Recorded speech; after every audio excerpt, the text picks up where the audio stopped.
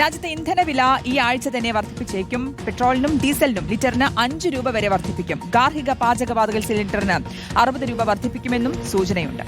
പശ്ചിമേഷ്യൻ പ്രതിസന്ധിയെ തുടർന്നുണ്ടായ വൻ നഷ്ടം ചൂണ്ടിക്കാണിച്ചുകൊണ്ട് എണ്ണ കമ്പനികൾ സർക്കാരിന് മേൽ സമ്മർദ്ദം ശക്തമാക്കുകയാണ്. സ്വർണം വാങ്ങരുതെന്ന പ്രധാനമന്ത്രിയുടെ ആഹ്വാനം ഇന്ധന വിലവർധനവും സർക്കാരിന്റെ പരാജയമെന്നാണ് പ്രതിപക്ഷത്തിന്റെ വിമർശനം. നോബിൾ മാരിക്കാരൻ വിവരങ്ങൾ നൽകാൻ ചേരുന്നുണ്ട്. നോബിൾ, അപ്പോൾ ഈ വാണിജ്യ പാചകവാതക സിലിണ്ടറിന്റെ വിലവർധന തന്നെ താങ്ങാൻ കഴിഞ്ഞിട്ടില്ല. അതിന് പിന്നാലെ ഇപ്പോൾ പെട്രോൾ, ഡീസൽ, ഗാർഹിക പാചകവാതക വിലവർധന ഇതൊക്കെ സംഭവിച്ചു കഴിഞ്ഞാൽ നമ്മൾ എങ്ങനെ അത് താങ്ങും? കുടുംബ ബജറ്റ് ആകെ താളം തെറ്റും. അതോടൊപ്പം കഴിഞ്ഞ ദിവസം പ്രധാനമന്ത്രിയുടെ മുന്നറിയിപ്പൊക്കെ ഈ ഒരു വിലവർധനയ്ക്ക് മുന്നോടിയായിട്ട് വേണം കാണാൻ, അല്ലേ?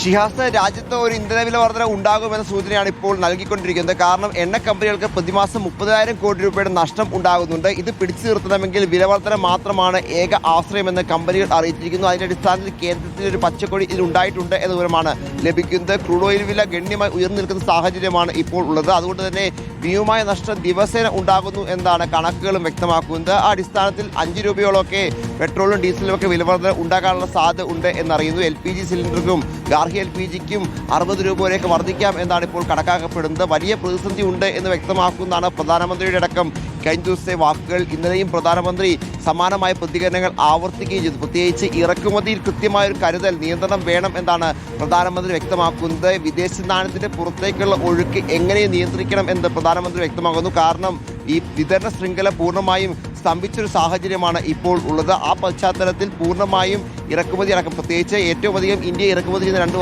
വസ്തുക്കളിൽ ഒന്ന് ക്രൂഡ് ഓയിലും മറ്റൊന്ന് സ്വർണവുമാണ് എന്നാണ് വിലയിരുത്തപ്പെടുന്നത്. ഈ രണ്ടിനത്തിനും, സ്വർണത്തിനും ഒപ്പം ക്രൂഡ് ഓയിലിനും വില അങ്ങ് വർദ്ധിച്ചിരിക്കുന്ന സാഹചര്യമാണ്. സ്വാഭാവികമായും രാജ്യത്തിൻ്റെ വിദേശ നാണ്യ ശേഖരത്തെ ഇത് വലിയ തരത്തിൽ ബാധിക്കുകയും ചെയ്യും. ഇത്തരത്തിൽ അതിൻ്റെ ഭാഗമായാണ് ഈ പറഞ്ഞ സ്വർണം മേടിക്കുന്നതൊക്കെ തൽക്കാലത്തേക്ക് ഒഴിവാക്കണമെന്നും വിദേശ യാത്ര അടക്കം ഒഴിവാക്കണമെന്നൊക്കെ പ്രധാനമന്ത്രി കഴിഞ്ഞ ദിവസം എന്താണെങ്കിലും വ്യക്തമാക്കിയത്. പ്രധാനമന്ത്രിയുടെ നിലപാട് പ്രകാരമാണ് നാം നോക്കുകയാണെങ്കിൽ കർശനമായ നിയന്ത്രണങ്ങളിലേക്ക് പോയില്ലേ. കഴിഞ്ഞ ദിവസം രാജ്നാഥ് സിംഗിന്റെ അധ്യക്ഷതയിൽ അന്തർ മന്ത്രാലയ സമിതി യോഗമൊക്കെ ചേർന്നിരുന്നു. യോഗം ചേർന്നിപ്പോൾ ഇന്ധന പ്രതിസന്ധി ഇല്ല. കാരണം 60 ദിവസത്തേക്ക് വേണ്ട ക്രൂഡ് ഓയിലും 40 ദിവസത്തേക്ക് വേണ്ട LPGയും ഒക്കെ ഉണ്ട് എന്നാണ് വ്യക്തമാക്കുന്നതെങ്കിൽ പോലും കരുതൽ ആവശ്യമാണ് എന്നത് വ്യക്തമാണ്. പ്രധാനപ്പെട്ട നിരീക്ഷണം ഇതിൻ്റെ പ്രധാനമന്ത്രി ഭാഗത്തു നിന്നുണ്ടായത് ഓരോ തുള്ളിയും ചേർത്ത് കലം നിറയ്ക്കുന്നത് പോലെ ചെറുതും വലുതുമായ ശ്രമങ്ങൾ ഇപ്പോഴത്തെ പ്രതിസന്ധി മറികടക്കാൻ ആവശ്യമാണ് എന്നുള്ളതാണ്. അതിൻ്റെ ഭാഗമായാണ് അദ്ദേഹം കാർ പൂളിംഗ്, അതോടൊപ്പം പൊതുഗതാഗത സംവിധാനങ്ങൾ ഉപയോഗിക്കണമെന്നൊക്കെ നിർദ്ദേശങ്ങൾ നൽകിയത്. എന്നാണെങ്കിലും പശ്ചിമേഷ്യൻ സംഘർഷം ഉണ്ടാക്കിയ ഇന്ധന പ്രതിസന്ധി അത് രാജ്യത്ത് ഉണ്ട്. പ്രത്യേകിച്ച് ക്രൂഡ് ഓയിൽ വില ഉയർന്നു നിൽക്കുന്നത് എണ്ണ കമ്പനികൾക്ക് വലിയ ഭീമമായ നഷ്ടമുണ്ടാക്കുന്നു. ആ അടിസ്ഥാനത്തിലാണ്